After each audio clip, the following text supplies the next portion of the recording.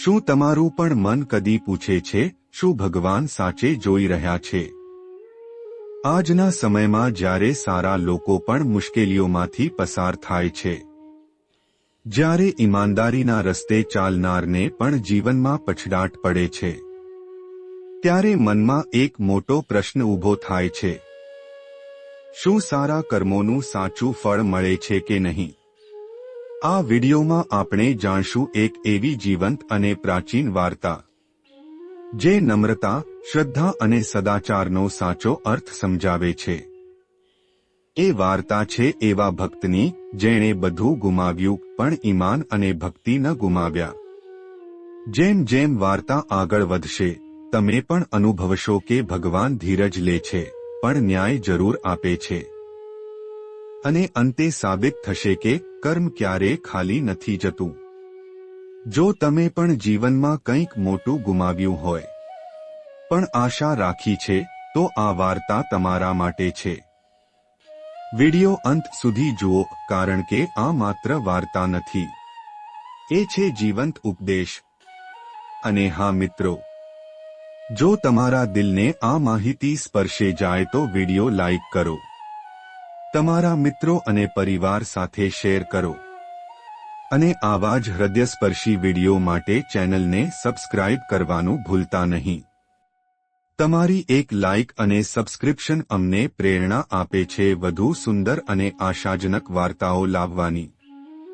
ચાલો હવે શ્રદ્ધાની એ સફર પર સાથે જઈએ, જ્યાં અંતે ચમત્કાર આપણી રાહ જોઈ રહ્યો છે.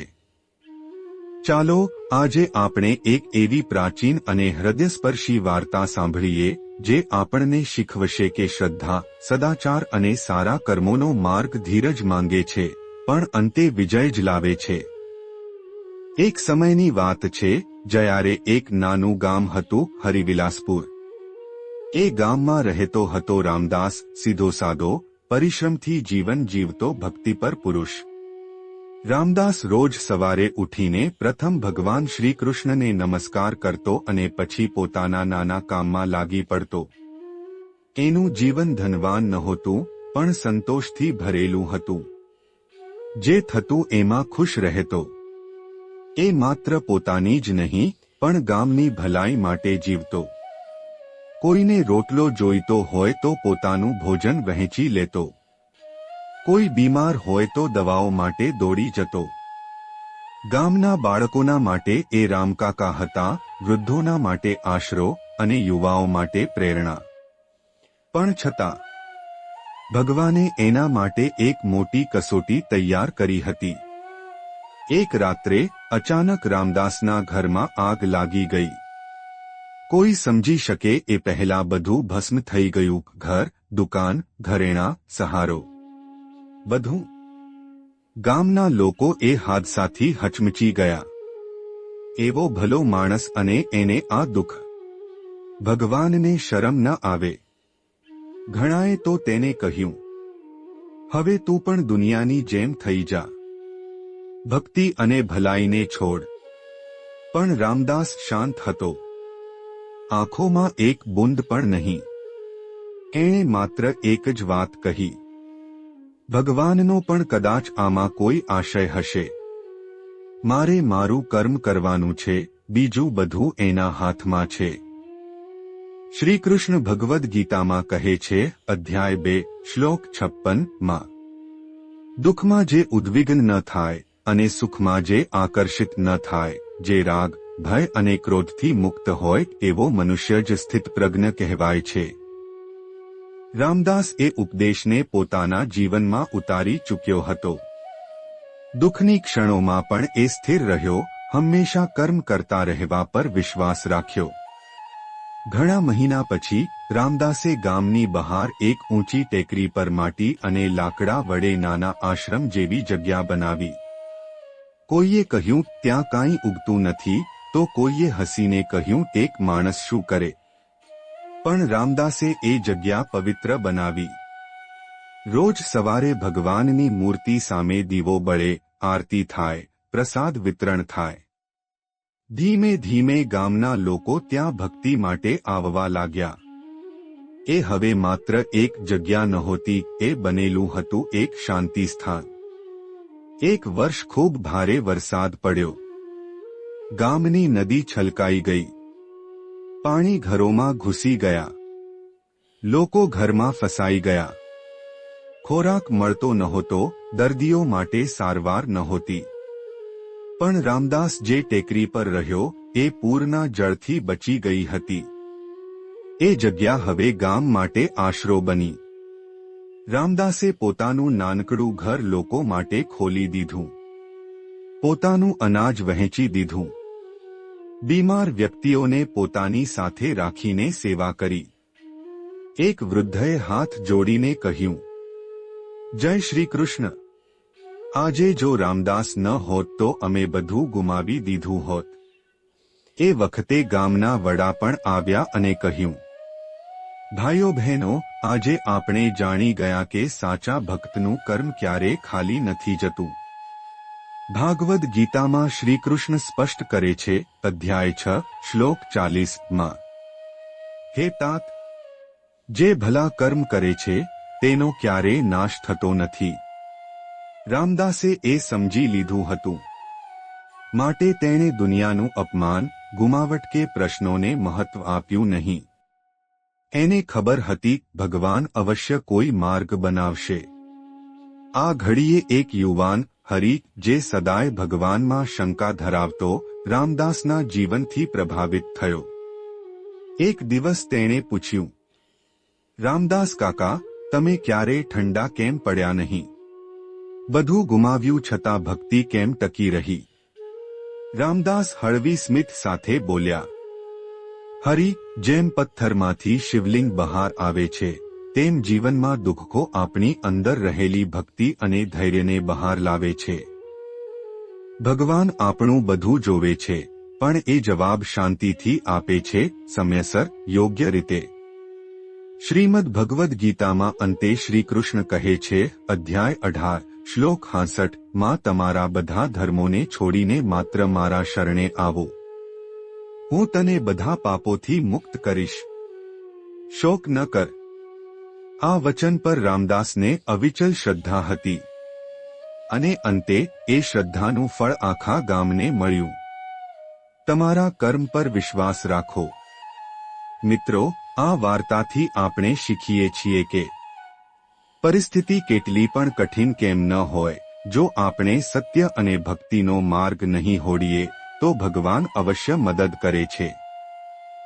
શ્રદ્ધા અને ધૈર્ય એ ભગવાન સુધી પહોંચવાના પાયા છે. અને સૌથી મહત્વની વાત, સારા કર્મો ક્યારે ખાલી નથી જતા. ભાગ્યના લેખો ઘસવાથી નથી ઘસાતા. સારા કર્મ કરતા જા, પછી ભગવાનની મહિમા જુઓ. દર્દ ન હોત તો ખુશીની કિંમત ન હોત. જોઈતું બધું મળે ફક્ત ઈચ્છાથી તો ઉપરવાલાની જરૂરત ન હોત. જીવનના રણમાં પોતે જ કૃષ્ણ પણ બનવું પડે છે, અને પોતે જ અર્જુન પણ. આ જીવન એક મહાભારત છે, જ્યાં દરરોજ આપણને પોતાની જ કમજોરીઓ સાથે લડવું પડે છે. ક્યારેક મોહ, ક્યારેક આળસ, ક્યારેક ભય, તો ક્યારેક નિરાશા. આ બધા આપણા અંદરના કૌરવો છે, જેઓ દરરોજ આપણને હરાવવાનો પ્રયત્ન કરે છે. પરંતુ જો આપણે અર્જુન બનીને સંઘર્ષ કરીશું અને કૃષ્ણ બનીને પોતાના અંતઃકરણને યોગ્ય માર્ગ પર રાખીશું, તો જીત આપણા જ પાસે રહેશે.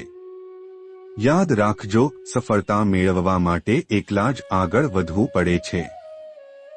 લોકો ત્યારે જ જોડાય છે જ્યારે તમે સફળ થાઓ છો. પણ સફળતા ત્યારે મળે છે જ્યારે તમે એકલા ઊભા રહીને પોતાને સાબિત કરો છો. જે લોકો આજ તમારા સંઘર્ષોને સમજતા નથી, એ જ લોકો આવતીકાલે તમારી સફળતાએ તાળીઓ પીટશે. એટલે કોઈના સહારે ન અટકવું, તમારા પગલાં જાતે જ આગળ વધારજો. જીવનમાં એટલા વ્યસ્ત થઈ જાઓ કે પછતાવો, દુઃખ, દર્દ અને દ્વેષ માટે સમય જ ન બચે.